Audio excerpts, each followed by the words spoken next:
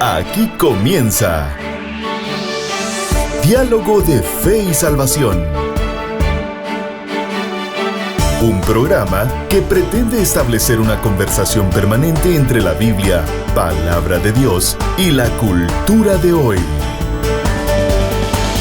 Diálogo de Fe y Salvación.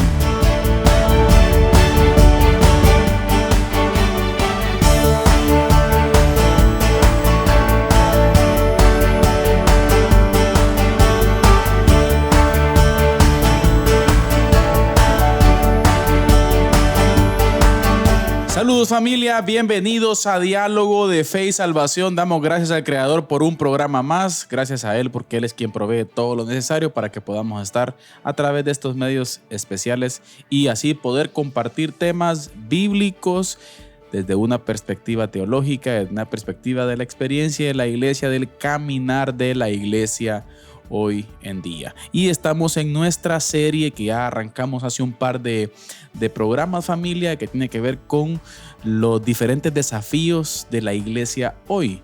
Y estamos teniendo diferentes invitados durante estos programas atrás.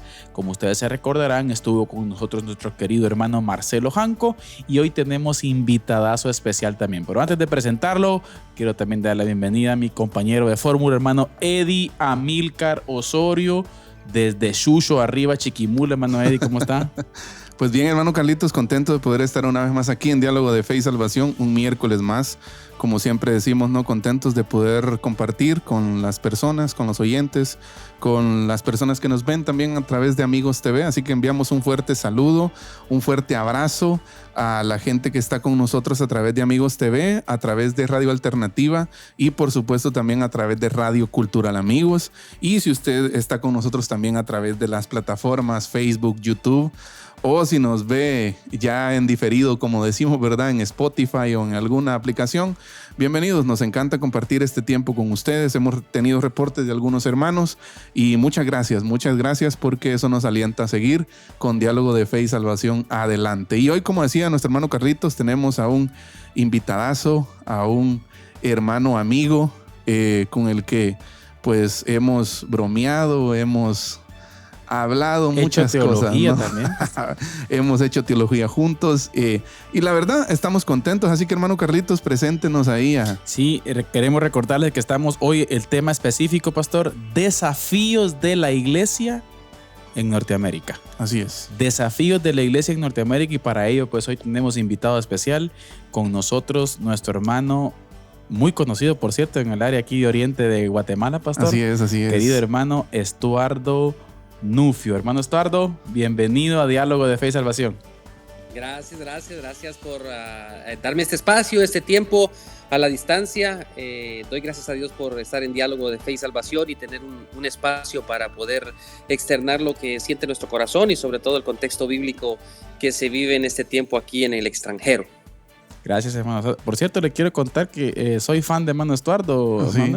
No me perdí la prédica del mediodía en Radio Cultural Amigos de 12 a 1, hermano Estuardo, ¿se recuerda? Las grabaciones, en algunas grababan algunas prédicas evangelísticas del hermano, unas sacudidas que le pegaba a la iglesia ahí desde el púlpito, ¿verdad? Y éramos fans del hermano Estuardo, así que bueno, gracias por estar con nosotros, hermano Estuardo, hijo de nuestro hermano César. Predicador, evangelista, muy reconocido también aquí entre nosotros. Exacto. En el oriente del país. Entonces yo sé que en el contexto de mucha de la audiencia que nos ve y que nos escucha, pues nuestro hermano Estuardo es muy, muy conocido. Hoy en día actualmente casado con 3 hijos, hermano Estuardo. Radica en Pomona, Los Ángeles, California. Me corrige si estoy mal, hermano Estuardo. Y pastoreando actualmente la iglesia Amigos Pomona. Así que damos gracias a Dios por su ministerio. Hemos visto ahí lo que está haciendo y nos alegra mucho, hermano Estuardo, que nos haya dado este espacio y poder compartir en esta modalidad ahí. Si usted ya se dio cuenta que estamos intentando ir aprendiendo y colocando aquí en este espacio, ¿verdad? Pero poco a poco ahí vamos tal vez puliendo detalles, ¿verdad? Pero un temazo que considero, le decía hermano Eddie, fíjese, hermano Estuardo, y apreciada audiencia, hay mucha gente que nos escucha y que nos ve que está en Estados Unidos. Sí, y creo que es trascendente el poder y relevante el poder dialogar un poco acerca de los desafíos que la iglesia hispana tiene en Norteamérica.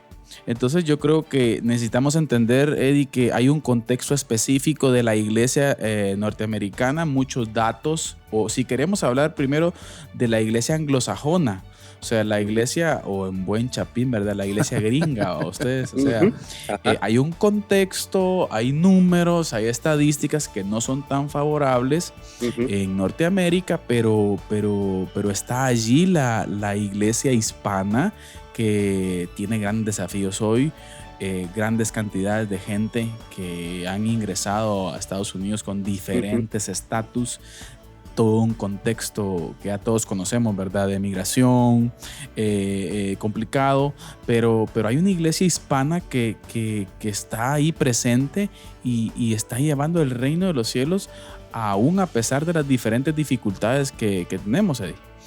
Sí, definitivamente. Bueno, la verdad yo creo que el tema es muy amplio, ¿verdad, hermano Estuardo? Yo creo que usted nos entenderá. Yo creo que aquí van a ser un par de pincelazos, ¿verdad? Y mayormente que nosotros, yo creo que el mal de los pastores lo padecemos, bueno, no sé si hermano Estuardo, ¿verdad? Bien, pero el mal de los pastores es que cuando agarran el micrófono no lo sueltan. ¿No?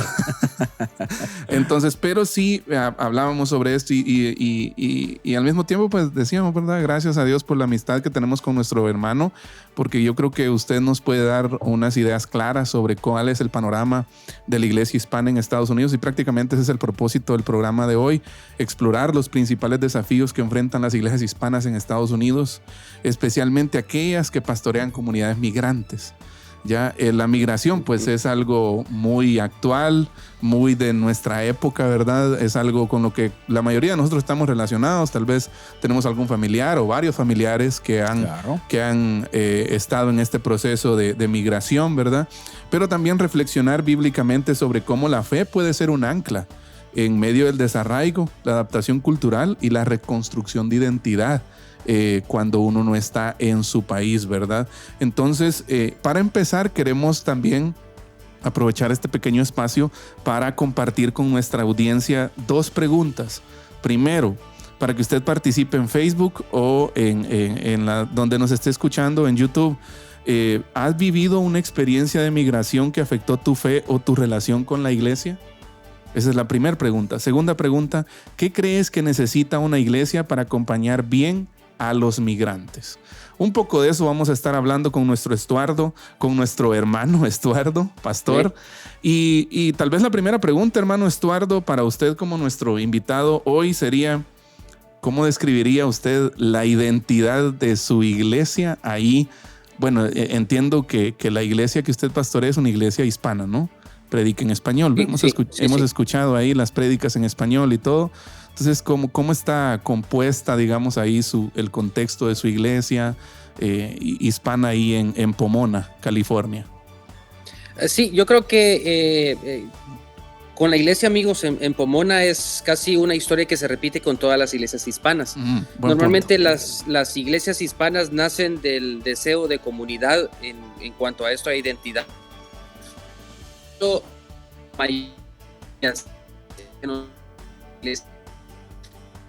Una identidad nacional, eso significa, si soy guatemalteco, quiero comunidad guatemalteca. Y a raíz de la comunidad guatemalteca surge el siguiente punto, que al vivir en comunidad guatemalteca uno quiere relacionarse con los guatemaltecos que son cristianos, y en este caso nace una iglesia teca, y así hay iglesias pues hay iglesias de nicaragüenses, hay iglesias de diferentes nacionalidades, ¿no? Luego de que surge de ahí, pues conforme la iglesia se va dando a conocer, entonces empezamos a tener otra serie de panoramas y otros se empiezan a agregar. Y en el contexto de nuestra iglesia nace del corazón de algunos guatemaltecos, en especial algunos que son de Hualán, Zacapa, en los inicios hace 33 años y medio más o menos, y luego se han ido incorporando otros. Hoy tenemos, gracias a Dios, tenemos gente de Guatemala, de El Salvador, de Honduras, de Venezuela, de Bolivia, de Colombia, de Nicaragua, mexicanos, y también tenemos pues gente americana, ¿no? Esto es más que todo las ramas que tenemos de comunidad hispana aquí en la iglesia. Excelente. Me llama la atención algo, fíjese, hermano Estuardo, cuando usted menciona todas esas nacionalidades. el desafío de pastorear gente con diferente cultura, con diferente forma de ver la iglesia, probablemente. Exacto. También con toques culturales a veces que traemos, o distintivos culturales que traemos de nuestros pueblos. Hermano Estuardo, ¿cómo conectar esta variedad de culturas y pensamientos dentro de la iglesia? Sí, yo creo que lo primero que a uno siempre le aconseja, ¿no? Es un desafío. Yo creo que es un desafío también, bueno, no tanto con los misioneros, ¿no? Porque los misioneros van solos y emprenden el camino solitos, ¿no? Pero nosotros aquí que nos reunimos en comunidad, lo bueno es hacer distinguir que la iglesia no es guatemalteca. O sea, este es un distintivo que es muy importante hacerlo, ¿no? No es decir, miren, estamos aquí, somos una iglesia de guatemaltecos y somos chapines y nos gustan los tamales, no, porque ya aquí es una cuestión distinta, ¿no? Entonces, incluso yo he ido aprendiendo a quitar de mi vocabulario cosas que son de Guatemala, que un colombiano todavía se queda, y todavía estoy desafiado a eso porque tengo muy metida la cultura chapina y el lenguaje, ¿no? Entonces, eso le invita a uno como pastor a hacer, disculpen la palabra, es muy mal usada en este tiempo, pero inclusivo, ¿no? En el sentido de que pues todos sean parte de una comunidad que somos cristianos, pues. Entonces, la eliminación de un lenguaje exclusivo de chapines, de guatemaltecos, también la exclusión o quitar de un lado esa identidad solo guatemalteca, sino hacer ver que somos más que todo una identidad completamente cristiana, ¿no? El reino de los cielos por sobre los aspectos o identidades nacionales. Sí, yo creo, bueno, siempre hemos dicho, ¿no? Y en el ambiente misionero, evangélico, siempre se habla de eso, de que el evangelio es transcultural, ¿no? Sí. Pero yo digo, vivirlo ya, claro. O sea, experimentar ese choque, por ejemplo, porque hermano Estuardo hablaba de diversidad. Hablemos de diversidad en el sentido de migración, ¿verdad usted? Uh-huh. Hay diversidad de pensamientos, diversidad de cosmovisiones, diversidad de culturas. La cultura colombiana es una, la cultura guatemalteca es otra, la cultura mexicana es otra, pero además de eso, la diversidad teológica que puede llegar a existir en una iglesia en donde recibimos hermanos. Ya me imagino. Imagínense, ya tal vez hermanos que vienen de una corriente, no sé, bautista, pentecostales, iglesia amigos, y andan buscando una comunidad a la cual pertenecer, ese sentido de comunidad al que hablaba hermano Estuardo. Pero no sé cómo hermano Estuardo ha visto este choque ahí, o lo ha vivido usted como pastor, ¿verdad usted? Sí, ese es un gran desafío. Yo creo que ya tomando en cuenta la cuestión transcultural, ¿no? Y de la diversidad de culturas, está también ante la diversidad de culturas la diversidad de pensamientos teológicos, ¿no? Entonces, y hay un mundo de posibilidades en Estados Unidos, no tanto como en Guatemala. En Guatemala todos tenemos posibilidades de asistir a una iglesia, pero casi en la mayoría su línea de pensamiento no trasciende tanto, pero aquí en Estados Unidos tenemos una infinidad de iglesias de toda clase de teología, ¿no? Entonces, y sigue siendo, yo creo que el desafío que más nos cuesta es ser una iglesia bíblica, pues centrada en el evangelio y que de alguna manera persiga los principios apegados a la Biblia. Creo que eso es lo más difícil porque los movimientos modernos han pegado muy fuerte y la iglesia siempre anda buscando las partes más como más místicas o más emocionales, ¿no? Por ejemplo, el don de lenguas, el don de profecía y de pronto también qué practica la Santa Cena, qué tanto se practica el bautismo, si votan gente o no votan gente, si el Espíritu Santo está o no. Para decirles que la primera pregunta, diga bien, la primera pregunta que le hacen, y normalmente la iglesia amigos ha tenido como tradición que se la hagan, ¿no? Pero la primera pregunta que le hacen a uno, ¿usted cree en el Espíritu Santo? Esa es la primera pregunta. Y yo hasta me quedo como, digo yo, ¿cómo así? ¿Cómo así? Pues claro, ¿de dónde es que se le ocurrió que no? Sí. Entonces, porque la gente interpreta que creer en el Espíritu Santo es todo lo que se lleva al movimiento, pues, pentecostal en este caso, o neopentecostal en este caso, y a todos estos movimientos proféticos y que hoy se dan, ¿no? Sí, interesante. Pero sí creo en el Espíritu Santo. Oh. Para dejarlo claro, nosotros también, ¿vale? Sí.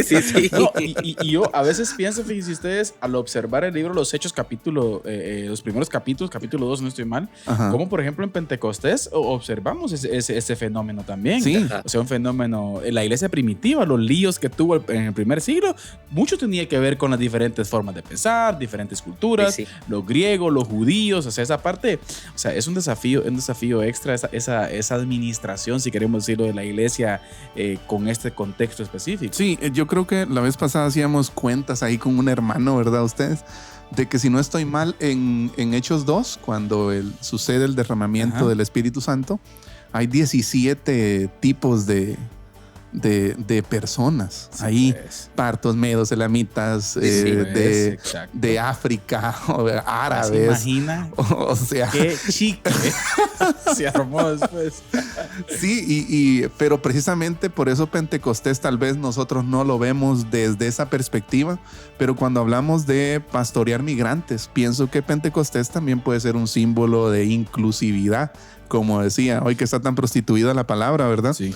Pero en el buen sentido de la palabra, en el sentido bíblico, Pentecostés es eso, es un símbolo de inclusión, de que el Señor alcanza a su pueblo, a aquellos que son de Él, ¿verdad? Desde distintas lenguas, tribus, pueblos, naciones. Y gloria sea su nombre por eso, ¿verdad? Ahora, fuera del aire, hermano Estuardo, hablábamos con Carlitos sobre un punto que nos causó, que creo que es importante, ¿no? Sobre la presión de adaptarse a un modelo de iglesia anglosajón o muy estadounidense, digamos, ¿verdad? O mantenerse en lo tradicional. Yo creo que la mayoría de nosotros tenemos una idea de nuestras iglesias tradicionales aquí en Latinoamérica, ¿no? Claro. O Centroamérica. Pero, y la iglesia en Estados Unidos tiene... Peor ahora con el dato que hermano Estuardo planteaba, que Ajá. muchos fenómenos modernos hoy en día han entrado a la iglesia anglosajona y han hecho presión a la iglesia hispana. Entonces, ¿cómo camina la iglesia hispana con relación a esa presión de querer convertirse en la iglesia o querer tener esa tentación de querer ser similar o igual a una iglesia anglosajona? Sí, primero tal vez sí mencionar un dato que usted dijo de los anglosajones, y es un factor que tristemente la iglesia de Estados Unidos americana, o sea anglosajona, pues su decadencia ha sido demasiado fuerte. No necesitamos ir a estadísticas para verlo. Lo he visto yo en los 6 años que tengo de estar aquí, lo he visto yo a mi alrededor. Por ejemplo, se cerró una iglesia americana y lo que hacen es botar el templo y construir casas. Eso es casi que se ve muy a menudo. Y en el caso mío, yo estoy en una iglesia que era restaurante y se convirtió en templo. Miren cómo es la paradoja de la situación, ¿no? Las iglesias que los dueños, ellos son dueños y que tienen sus templos y son americanos, en su mayoría son americanos que ya están a punto de desaparecer, y la iglesia la vende en el templo y pues normalmente se construyen edificios. Y poner un ejemplo así claro, en este caso, al ver que la iglesia anglosajona pues ha perdido su fuerza, pues la iglesia hispana, yo quiero pensar, ¿no?, espiritualmente, de que Dios ha permitido la inmigración para sostener a una nación que americanamente o de forma anglosajón no ha podido sostenerse. Y Dios ha utilizado la inmigración de todo nuestro sistema hispano, ferviente, fervoroso, decidido, comprometido, que le gustan los cultos, a que la iglesia hoy por hoy se levante. Y poner un ejemplo compartido con un compañero pastor que tiene una iglesia como de sus 50 miembros, pero todos los miembros trabajan la mayoría en restaurantes. Y entonces, como trabajan en restaurantes, el restaurante se cierra a las 10 de la noche. Así que el culto ellos lo tienen de las 11 a la 1. O sea, culto martes, 11 a la 1. Culto jueves, 11 a la 1. Y culto domingo, 11 a la 1. O sea, en este caso. Ahí me pasa el número de ese pastor, hermano. Ahí me pasa el número de ese pastor. Es sorprendente. Yo Sí. digo, lleva años en ello. Le digo, ¿cómo? No, aquí están. Pero lo sorprendente aquí es, conseguimos un templo donde nos reunimos porque no tenemos capacidad económica para comprar un templo. Así que vienen unos americanos y nos dijeron, vénganse, reúnanse aquí. Pues a las 11 nos reunimos nosotros. Y él en broma me dice, Estuardo me dice, ayer me reuní con el presidente de jóvenes de la iglesia americana. Me dice, ¿en serio? Le digo, sí, tiene 70 años. Señor. O sea, oiga, el Sí, pues. presidente de los jóvenes tiene 70 años. Eran 11 miembros nada más americanos. Me dice él en broma, no sé si pedirle a Dios que se lo lleve para que el templo me quede a mí y yo pueda, pero la ilustración va a pensar de que gracias a Dios, en cierta manera, la iglesia hispana ha venido a ser un punto, digamos, fuerte, ¿no? En este caso, si sí lo podemos llamar, en este movimiento, ¿no? Yo creo que mucho de la pasión hispana, la pasión latina, como usted bien lo mencionaba, hermano, también es necesario en ese contexto de pasividad probablemente que el anglosajón adquirió en el transcurrir. Mire, es un fenómeno, ustedes, que hay que tener mucho cuidado, ¿verdad? O sea, yo miro estas naciones, o sea, miro hacia Europa, miro hacia Gran Bretaña y las naciones ahí en el círculo este, miramos Estados Unidos y uno dice, Señor bendito, este fenómeno, y qué tal si aquí se repite también, o sea, ¿qué está pasando? Veía un reportaje estos últimos días de cómo, por ejemplo, en Inglaterra, muchas iglesias anglicanas históricas se están convirtiendo en mezquitas. Sí. O sea, ¿cómo ese factor cultural? Y hermano Stuart decía algo muy importante: la decadencia de lo anglosajón. Dios ha permitido a la iglesia hispana de poder sostener esos fundamentos de la fe en Norteamérica, hermanos. Qué curioso, ¿verdad? Ustedes, porque es Dios obrando de donde menos lo esperábamos. Exacto. Ya, es Dios obrando de quién iba a pensar, ¿verdad? Bajo esta perspectiva que nos comparte. Y yo, ahorita que nuestro hermano nos compartía esa perspectiva, pues yo ahora la comparto totalmente. Sí. Ya, o sea, porque sí es evidente, creo, ¿no? El declive que hay en los Estados Unidos de América, ¿verdad? Ustedes del cristianismo, de los diferentes movimientos evangélicos, ¿verdad? Y al mismo tiempo, como decía nuestro hermano Estuardo también, la proliferación, ¿verdad? Ustedes de este tipo de movimientos de doctrina errada también, ¿verdad? ¿Ya? Entonces, avanzamos hacia los desafíos pastorales al acompañar migrantes. Y aquí tenemos un par de preguntas también. Primero, podríamos decir que los migrantes se enfrentan diferentes desafíos, ¿no? Claro. Dolor del desarraigo, separación familiar, pérdida de comunidad, ese choque cultural, ¿no? De llegar a una cultura donde idioma diferente, aunque ya buena parte mastique el español, ¿verdad? Ustedes, pero, por ejemplo, también tensiones generacionales. Padres latinos con hijos estadounidenses, por ejemplo. ¿Ya? También expectativas espirituales. Algunos migrantes buscan consuelo, otros buscan como reencontrar su identidad o reconectar con su fe, por ejemplo, ¿verdad? Hay muchos cristianos de aquí que deciden migrar también por diferentes situaciones, ¿verdad? Entonces, algunos allá terminan agarrando el mundial, como decimos aquí, también coloquialmente, ¿verdad? Pero hay gente que sí decide buscar una reconexión de su fe allá. Exacto. Entonces, hermano Estuardo, según su experiencia, digámoslo así, ¿qué desafíos pastorales se enfrentan allá para pastorear o al acompañar a migrantes que llevan pues todas estas cargas, ¿no?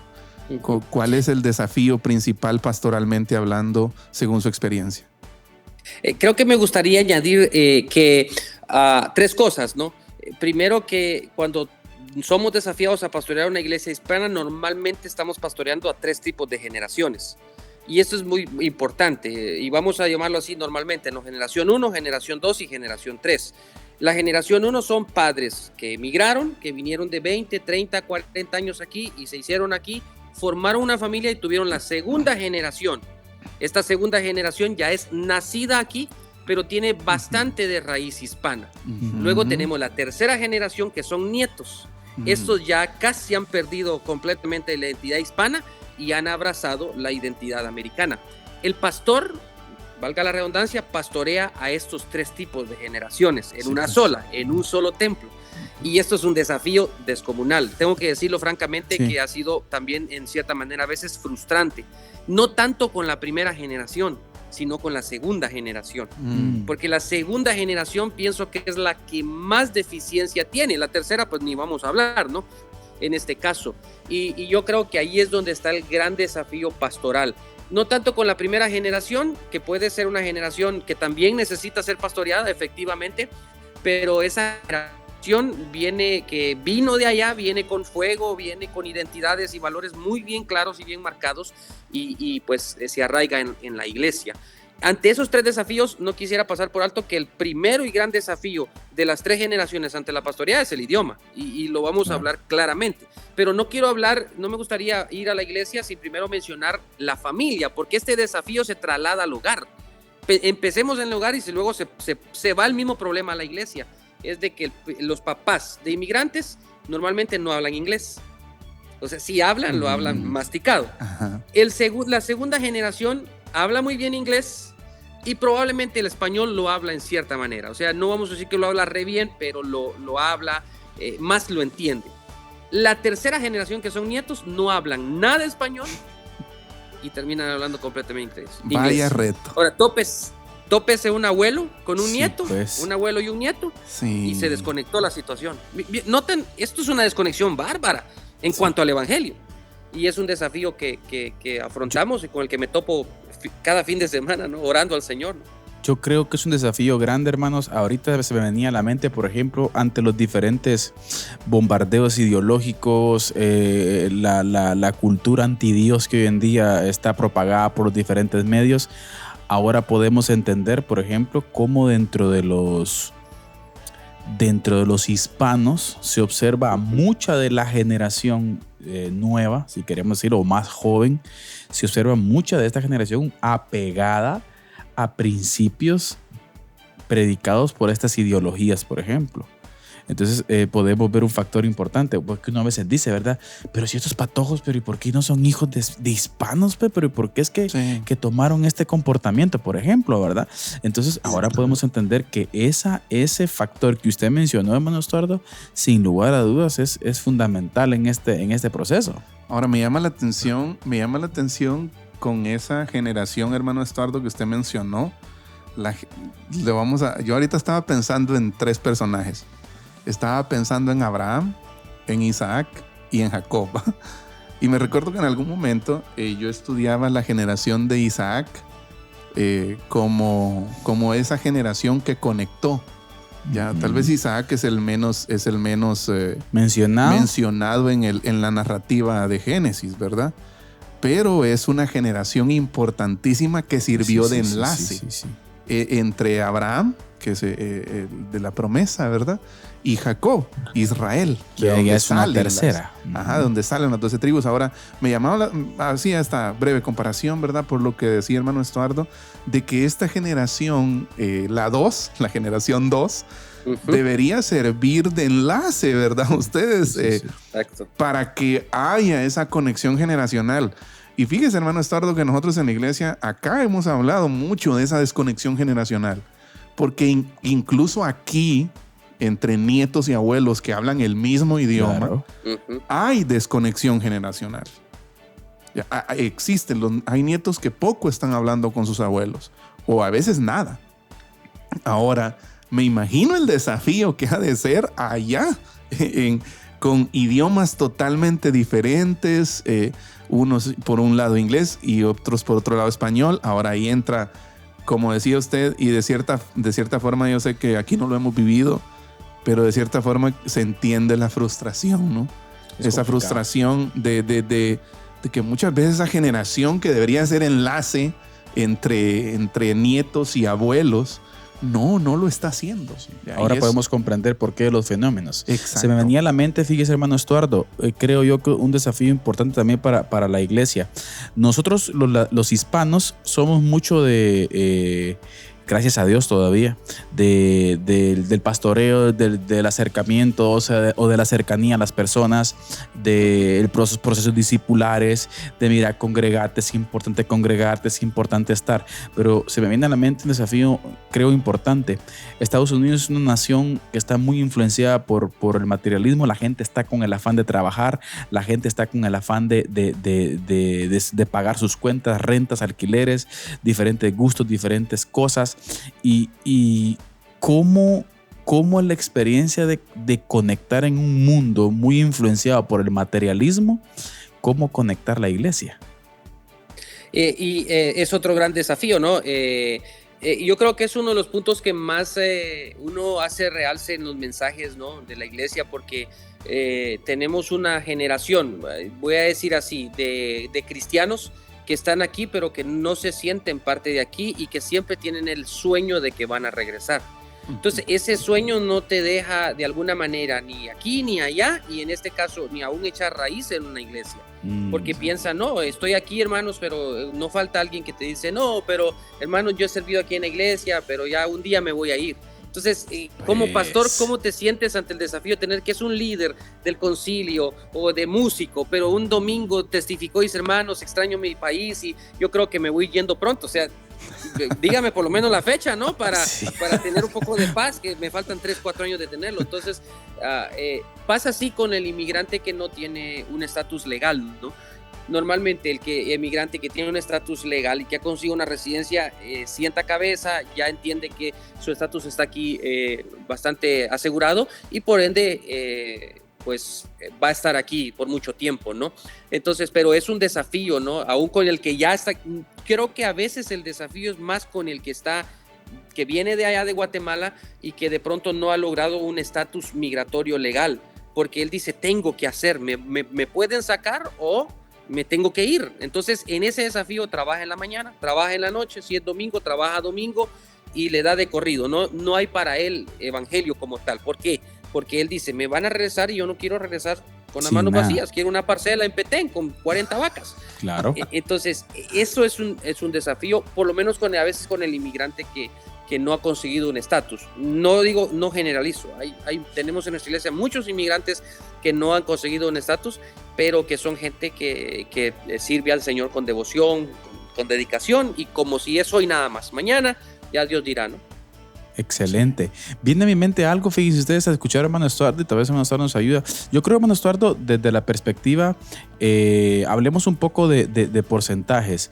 Cuando hablamos de, bueno, mucho migrante que llegó a los Estados Unidos de Norteamérica, cuando hablamos de estos números, hermano Estuardo, la perspectiva de la búsqueda del latino, o si queremos decir, o sea, la mies en Norteamérica, o por lo menos en lo que es su región, esa parte, el alcance de las personas, el interés por la iglesia de latino, ¿cómo se percibe en Norteamérica el interés de latino por la iglesia? Se percibe positivamente, ¿no? Normalmente latino, voy a poner un ejemplo en mi iglesia. En mi iglesia todos los domingos tenemos siempre una visita, o sea, siempre tenemos un nuevo miembro, no miembro, sino una nueva persona que llega. Es raro el domingo que no tenemos a una pareja, a una familia, que de pronto dijo, vimos la iglesia y aquí estamos, ¿no? Casi todos los domingos. Muchos de ellos se quedan, muchos de ellos se van, en este caso, ¿no? Y siempre se nota en la comunidad hispana que siempre anda buscando, tengo que ir a una iglesia, es importante, sé que es necesario, ¿no? El asunto es que el rol del materialismo hace un juego bastante difícil en eso, ¿no? Parte el corazón a alguien que no ha llegado a amar a Dios profundamente, ¿no? Y yo creo que también es un fenómeno, voy a hablar de California, ¿no? Porque quiero expresar de que, por ejemplo, en los 6 años que tengo de estar aquí en la iglesia, poca gente ha llegado de la iglesia que viene netamente como inmigrante. Eso significa, vino ayer y hoy está aquí, ¿no? Normalmente es gente que ya tiene muchos años de estar aquí, aunque sea inmigrante, tiene muchos años de estar aquí. ¿Por qué menciono esto? Porque California es uno de los estados más caros de Estados Unidos.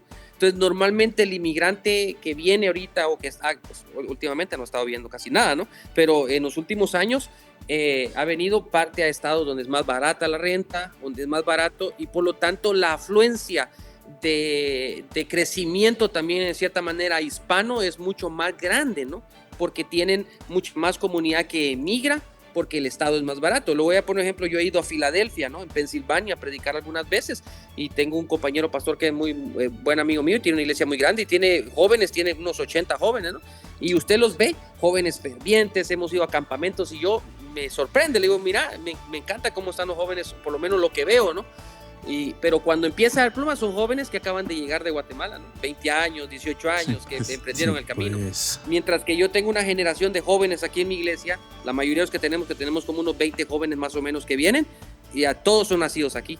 Entonces, sí, pues, es raro, ¿no? diferente. Entonces eso ya habla de una cultura distinta, ¿no? Viene un muchacho de allá que lo llevaron a la escuela dominical 24/7 y conoce esa cultura, viene aquí, es rápido pega, ¿no? En cuanto a la iglesia, y no así a veces con el muchacho nacido americano, ¿no? Es complicado. Es complicado.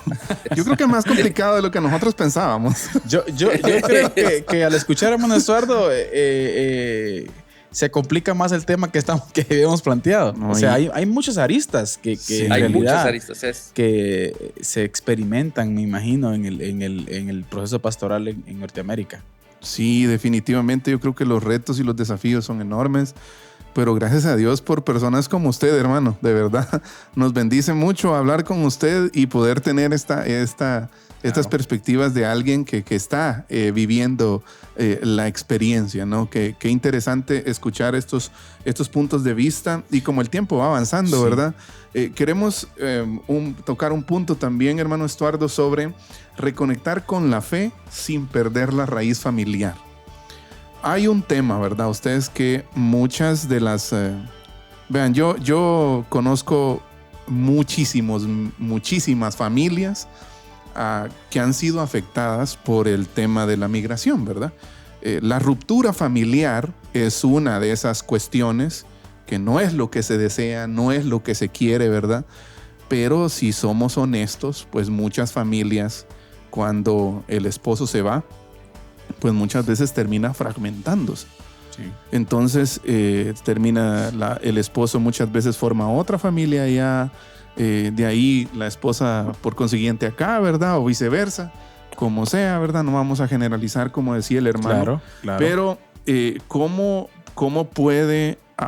podría, digo yo, la iglesia apoyar o cómo se ve esa forma ya, hermano Estuardo, de que si alguien llegó de acá, todavía siga teniendo, en qué medida nosotros podríamos ayudarle, por ejemplo, como pastores allá, a que siga conectando con su familia acá, por ejemplo, en Guatemala. Ya, que siga teniendo esa, obviamente no está presente, ¿verdad? Ya, pero en la medida de lo posible que siga manteniendo esa conexión con su familia, con su esposa, con sus hijos, ¿verdad? Entonces, ¿cómo la iglesia aborda esta cuestión, hermano Estuardo? Sí, yo creo que sería muy enfático y sincero decir, ¿no? Que no es ni un modelo bíblico, ¿no? O sea, yo quiero creer que no hay ninguna razón fuerte, por muy fuerte, para abandonar un hogar, ¿no? Y tengo que decirlo, ¿no? Yo sé que hay muchas razones y sé que la economía a veces es difícil, ¿no? Pero soy papá, tengo 3 niños y no sé hasta qué punto yo tendría que estar o sea, no sé hasta qué punto yo pudiera tomar una decisión de abandonar a mis hijos y a mi esposa en el desafío que es valioso como familia, ¿no? Entonces, desde ese punto yo creo que ya juega un rol difícil y triste, y creo que es un mensaje que hay que mandarlo, porque yo creo que hay muchos jóvenes que pueda que uno estén viendo, que tal vez tienen su esposa y sus hijos y dicen, no, es que fíjate que yo tengo sueños, tengo anhelos, sí, y es muy comprensible, ¿no? Pero quiero que comprendan que la familia es primero, es segundo y es tercero, ¿no? Entonces, ahí hay una ruptura que va a ser demasiado difícil recomponer. Sí. Porque el muchacho va a volver después de 20 años, no va a venir por 5 años. No, fíjese que la filosofía siempre es, voy 5 años, eso es mentira. Eso no se ha cumplido en la mayoría de los casos. De un 100%, un 99.99.99 no se va ni a los 3 ni a los 5. Sí. No se termina yendo, ¿no? Entonces, y vuelve cuando el muchacho tiene 20 años y ya tengo que ser sincero, ¿no? Entonces, ya es un desafío distinto y no digo que esté perdido todo, ¿no? Dios es poderoso y hace, pero es un hecho que trabajamos en la iglesia porque las iglesias estén conformadas por familias. Y en mi iglesia hago un sondeo, tal vez a grandes rasgos, no tenemos casi gente así, ¿no? La mayoría está la familia completa aquí, vinieron jóvenes y formaron familia aquí, ¿no? Y eso pues creo que es un desafío positivo, ¿no? Sí. Sí, yo creo que es clave y qué bueno escuchar voces desde allá Sí. que le dicen al pueblo acá, porque como usted bien lo dijo, bueno, nosotros estamos totalmente seguros de que mucho joven nos escucha, mucha gente que está pensando en esto, en decir ir y dejar mi familia. O sea, desde allá les podemos decir, y desde aquí también, ¿verdad? No es conveniente dejar su familia. Sí. No es conveniente, o sea, ni por todo el dinero del mundo usted va a poder recuperar lo que perdió. Entonces yo creo que son cuestiones que poco a poco porque tenemos que decir que el fenómeno migratorio se ha explotado en los últimos años. Ujú. Y son fenómenos que se están dando, que están llevando a que la misma sociedad guatemalteca se pierda aún más. Sí. Y fíjese, yo recuerdo que en su momento tuvimos una entrevista, ¿no? Con usted, si no estoy mal, con una embajada de, no sé, me acuerdo de dónde. Pero aquí era Flaxo, recuerdo que es Facultad Latinoamericana no me recuerdo el ¿Los nombre. japoneses? Ajá, pero eran unos de JICA, de la Embajada de Japón. Y me recuerdo que precisamente andaban buscando la iglesia porque ellos decían que ellos pensaban que la iglesia es un factor clave que puede ayudar a mantener familias unidas, a mitigar un poco la migración. Ahora, ese es un desafío, tanto para la iglesia de allá como para la iglesia de aquí. Pero qué bueno que hermano Estuardo, desde allá, desde el campo de la experiencia, ¿verdad? Usted nos dé esos consejos, ¿no? Y esas sugerencias. Muchas gracias, hermano Estuardo. Yo creo, hermanos, perdón, hermano Eddie, que lo interrumpa. Yo creo, hermano Estuardo, que fuera bueno también reflexionar un poco. Alguien que decide irse, dejar su familia, también que no crean que es fácil la estancia allá solo. Sí. O sea, hay gente que piensa y dice, no, va a ser todo bien y todo va a estar calidad, pero yo creo que también hay desafíos grandes que esta persona puede llegar a sufrir solo en los Estados Unidos, hermano Estuardo. Sí, Estados Unidos ya francamente no es la nación que fue un par de años atrás, ¿no? En cuanto al punto de vista económico, ¿no? Desde la pandemia hasta aquí se ha disparado el costo de vida como en toda Latinoamérica, ¿no? Exponencialmente, y eso ha hecho que la gente pues no le rinda el dinero que gana, ¿no? Normalmente, y que eso no dé también el margen como para que alguien que quiera venir, le dé el margen, ¿no? De alguna manera a adquirir una buena cantidad de dinero y decir regresar pronto, ¿no? Hay casos, ¿no? Hay gente que sale adelante y se vuelve millonaria aquí, ¿no? Es hispanos aún, esto lo entiendo muy bien, ¿no? Pero el desafío de venirse aquí es un desafío que conlleva mucho tiempo, máxime si alguien dejó una deuda allá, eso ya es venir con un costal al que va a ser difícil sacar adelante, ¿no? Y normalmente esa es la razón, ¿no? La mayoría de razones por las que la gente migra no es porque dice, mire, no tengo nada, es porque aparte que no tengo nada, debo tanto. Ahí está un punto que juega en contra y que creo que es bueno analizarlo, ¿no? A la hora de emigrar, ¿no? Sí, muchas gracias, hermano, por el aporte. Queremos aprovechar, leer unos comentarios de algunos hermanos. Creo que hay unos comentarios interesantes acá. Un fuerte abrazo, dice nuestro hermano Moy Salguero, a la distancia, dice, para mi hermano Estuardo. Nufio dice, aquí lo estamos aconsejando, dice. Diga, hermano Estuardo, oye, pero sabemos que está cumpliendo la voluntad de Dios, dice. Bendiciones, dice hermano Moy Salguero. Muchas gracias, hermano Moy, hasta que Saltepeque. También Rigo León dice, saludos, bendiciones, saludos a todos, un fuerte abrazo, dice. Gracias, Rigo, muchas gracias. Rebeca Orellana dice, saludos, buenísimo el programa. Philly Bustamante dice, hola hermano, saludos desde Dallas, Texas. Interesante diálogo, bendiciones, dice Roberto Tlapa. Muchas gracias por los comentarios. También hermano Philly agrega, mi punto de vista, dice, y lo que yo he vivido, yo he sentido un poco de discriminación, dice. En algunas iglesias hablan de amar al prójimo como punto principal, pero lo rechazan con sus acciones e incluso con una mirada cuando te escanean de pies a cabeza, dice. Vaya, ¿no? Los retos de los que estamos hablando acá, ¿no? De llegar a una cultura diferente. Pati Morales también dice bendiciones. Eddie Sarceño también dice bendiciones, amados hermanos. En lo personal ya 33 años, dice, aquí en Maryland, ¿verdad? Ya echamos raíces aquí y creo que haber entendido el propósito por el cual estamos aquí va más allá del sueño americano, dice, pero todo se encierra en el compromiso con Dios y estar enfocados con la tarea de hacer discípulos en nuestra comunidad hispanoparlante, dice. Ya hay otro comentario por acá, también de hermano David Chacón, dice, ustedes como pastores tienen mucho trabajo que hacer, definitivamente, es lo que está comentando nuestro hermano Estuardo. Douglas Osorio también dice, el materialismo está causando que se den muchos matrimonios rotos porque muchos piensan que la felicidad está en la riqueza. Es exactamente lo que decía nuestro hermano, ¿no? Y Lidia Mayorga también dice, bendiciones, hermanos. Bueno, muchas gracias, hermanos, por todos los aportes. Estamos agradecidos por eso. Los hermanos ahí han comentado diferentes perspectivas. Queremos cerrar con una conversación, con un punto que nos parece por demás interesante. Hermano Estuardo, ¿qué puede o qué debería hacer la iglesia evangélica en América Latina para evitar la inmigración? Tal vez no de la noche a la mañana, ¿verdad?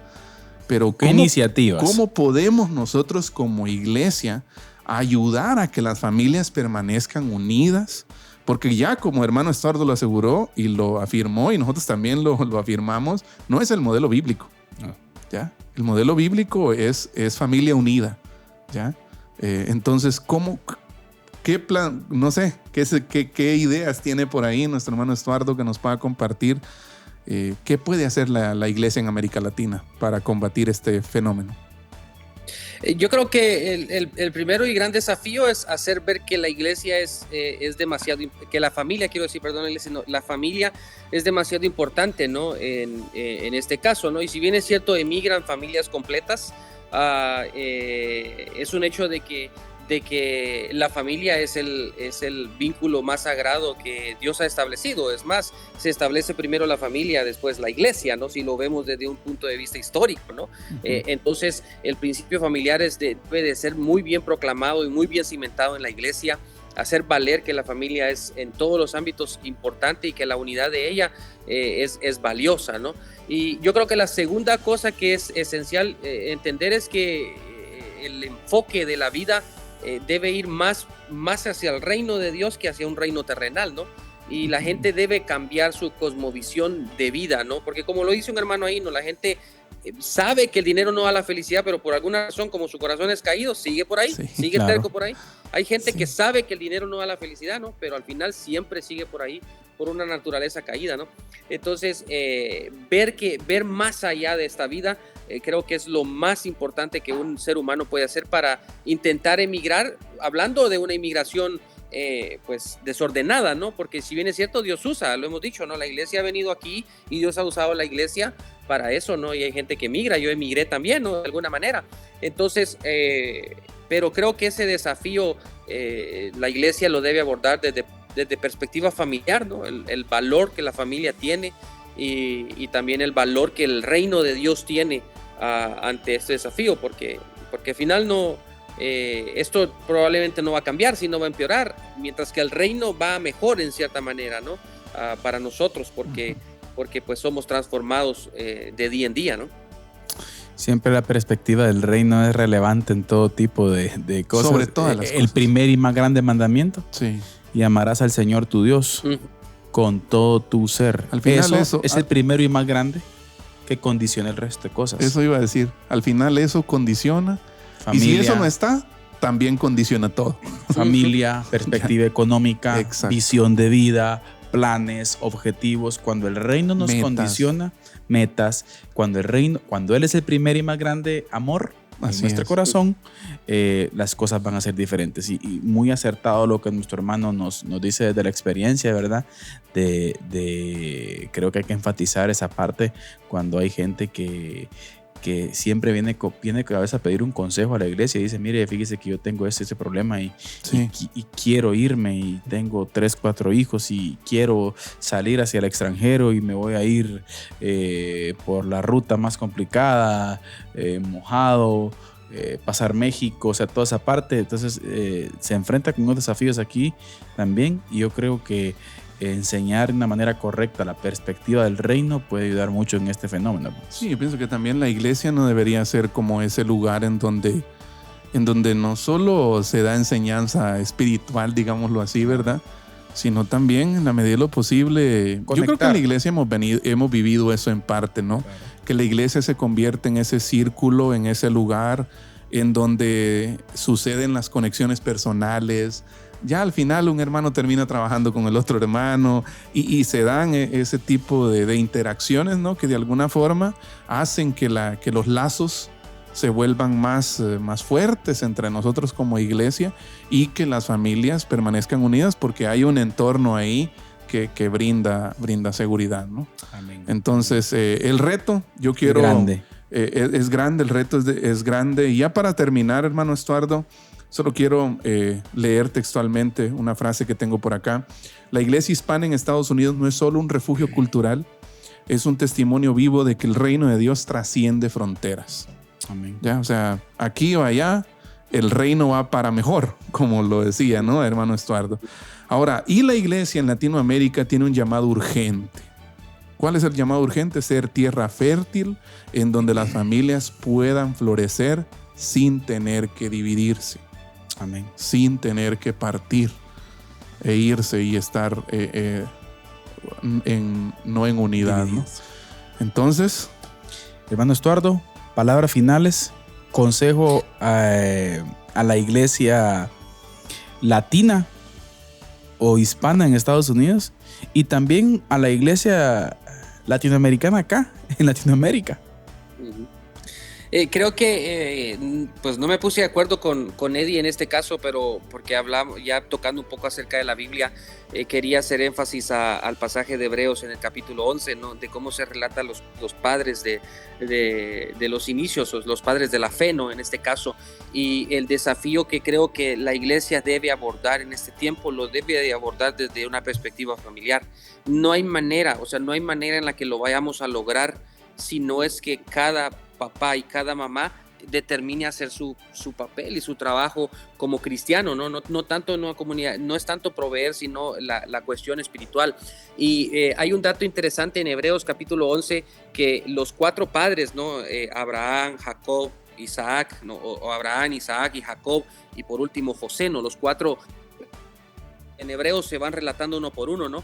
Y la frase que se repite en los 3 es por la fe. Por ejemplo, cuando Abraham empieza, dice, por la fe Abraham pues no rehusó sacrificar a su hijo Isaac. Luego dice, por la fe Isaac bendijo a Jacob. Luego usted nota en el mismo Hebreo, dice, por la fe Jacob al morir bendijo a José. Y entonces, por la fe José, dice, al morir mencionó la salida de Israel. Ahora, la frase tan interesante es por la fe. Y en este caso es una fe generacional, ¿no? Abraham, Isaac, Jacob, José. No hay manera en la que el evangelio aquí en Estados Unidos vaya a permanecer sólido, fuerte y firme si no es porque un papá transmita a un hijo y luego así generación a generación el evangelio. Y lo va a hacer en Latinoamérica también, en todas partes, yo creo que es en todas partes, pero los padres han relegado el trabajo pastoral y discipular a la iglesia, que no es la iglesia la responsable.